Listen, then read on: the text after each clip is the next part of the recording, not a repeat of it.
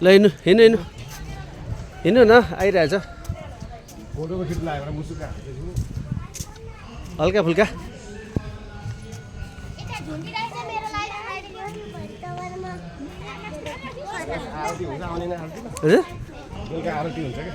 के त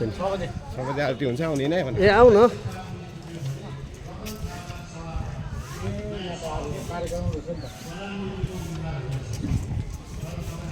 जलस्स हेर्ने हो यहाँबाट हेरौँ हेरेर के होइन उहाँलाई चाहिँ हेरौँ न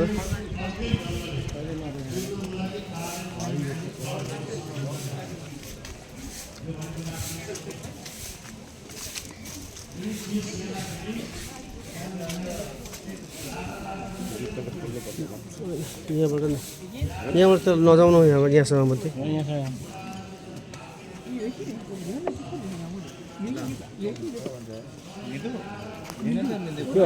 देखियो दामी छ नि होइन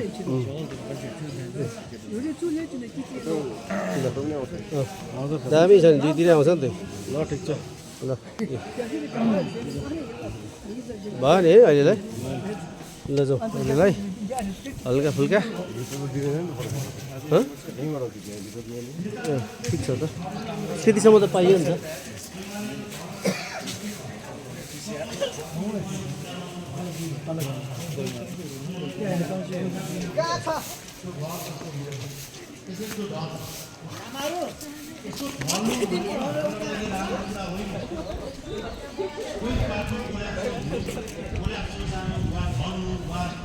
विघटन हुनु भनेको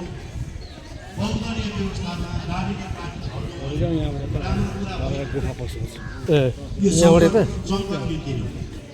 राष्ट्रिय सङ्घ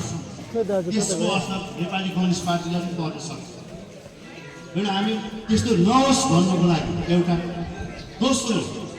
विघटनमा गइहाल्यो भने पनि त्यसलाई कसरी कठोर बाटो पार्ने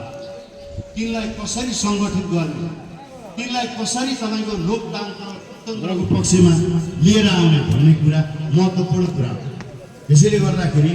त्यस्तो महत्त्वपूर्ण भूमिका निर्वाह गर्न यदि खोटाङले पायो भने त्यो पनि त तपाईँ हामीलाई लागि ठुलै एउटा घमण्डको विषय हुन्छ नि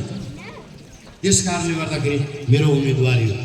मैले यहाँहरूसँग निवेदन गरेँ म हरेक साथीहरूको घर घरमा हरेक जनताको घर घरमा पुग्न सक्दिनँ भोलि यहाँ जाने हो छोटो समयमा त्यो समय अहिले हामी कता यताबाट छिर्छौँ हजुरहरू नै हरेक एउटा भएर मत मानिदिनु भयो भने र हामीले निर्वाचन जित्यौँ भने हाम्रा छोराछोरी हाम्रा नाति नातिना हाम्रा बुझिनाले जित्नेछन् हामी सबै जित्नेछौँ धन्यवाद लाग्छौँ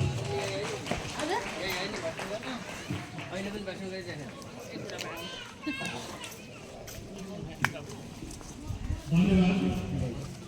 आजको यस कार्यक्रमका बोलेको त खै त्यस्तो साह्रो प्रखर त लागेन त नि बिग्रेको अर्थशास्त्री हो क्या त्यही त नि एउटा हुन्छ नि त भाइ कुन ठाउँ जान्छ अरे यहाँबाट चेपाङ बस्ती होटल एन्ड लज तुआसुङ स्कुल चाहिँ कति टाढा छ त अब हामी जाने स्कुल